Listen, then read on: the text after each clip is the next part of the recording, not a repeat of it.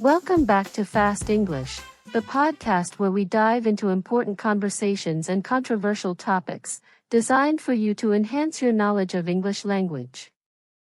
I'm your host, Charlotte, and today, we're going to explore a topic that I think resonates with almost everyone.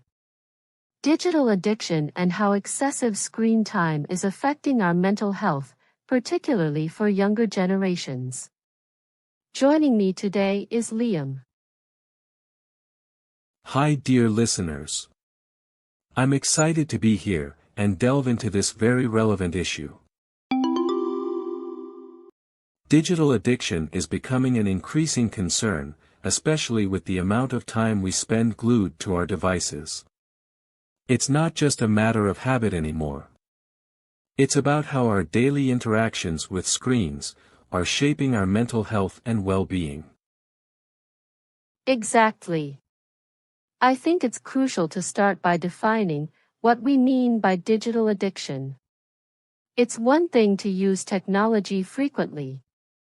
Most of us do that for work, communication, and entertainment. But at what point does it become an addiction? Great question. When we talk about digital addiction, I think we're referring to a situation where someone's use of digital devices, whether it's a smartphone, a gaming console, social media, or the internet in general, starts interfering with their daily life. It's when screen time starts to disrupt sleep, relationships, productivity, or even mental health. It can feel compulsive, like you have to check your phone or social media every few minutes. That's a really key point. It's not just about the hours spent online, but about the compulsion behind it. Exactly. And younger generations are particularly vulnerable to this.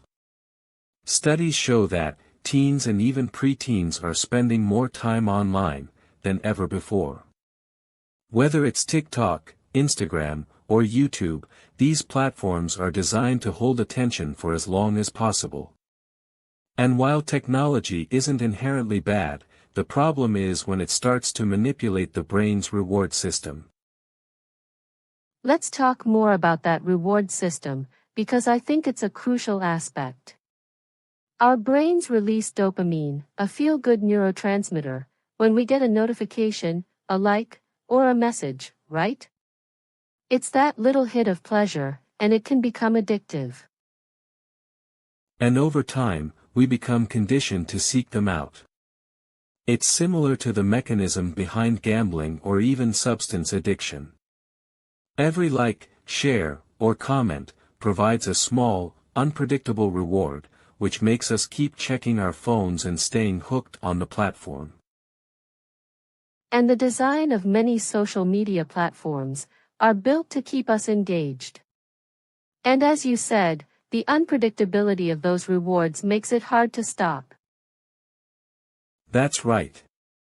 You don't know when you'll get the next reward, and that keeps you coming back.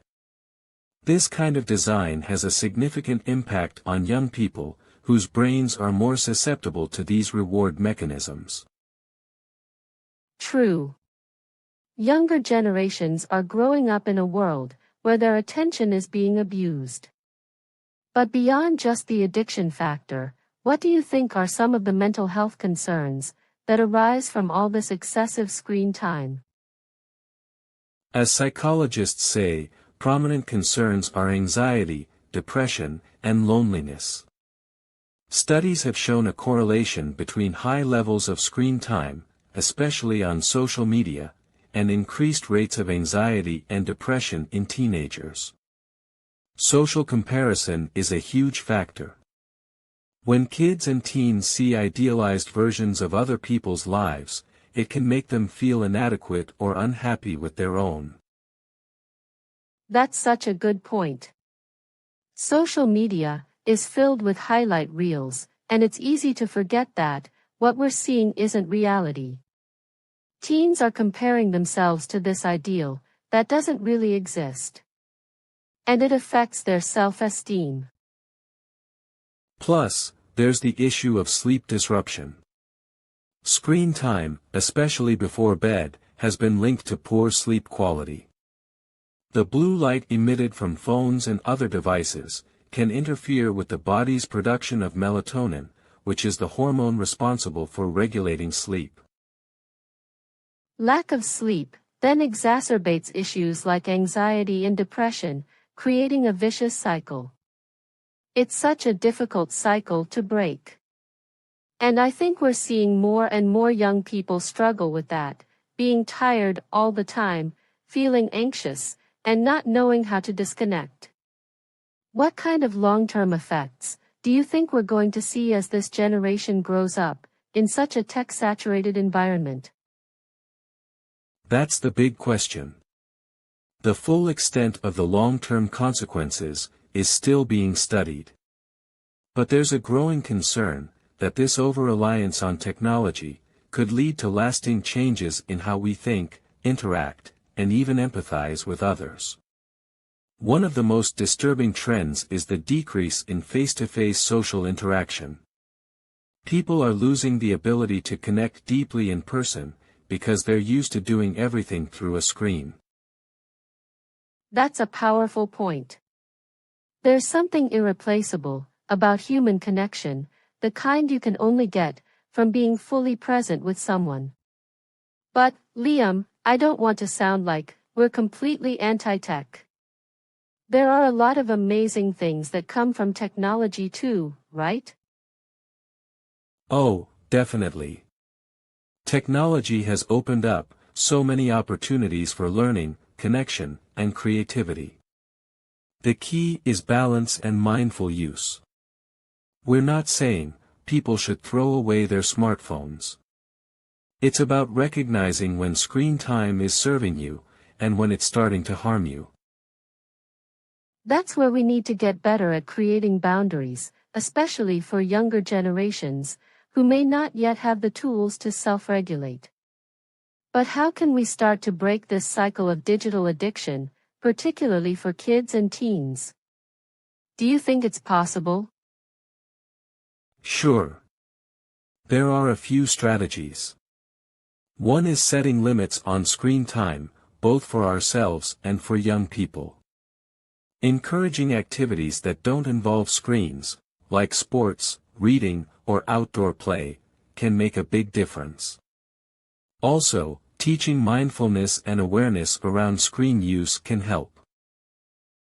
Things like turning off notifications, scheduling screen-free times during the day, and creating tech-free zones at home can help break the habit of compulsive checking. The ideas like no phones at the dinner table, or turning off devices an hour before bed, are pretty simple and practical. Exactly.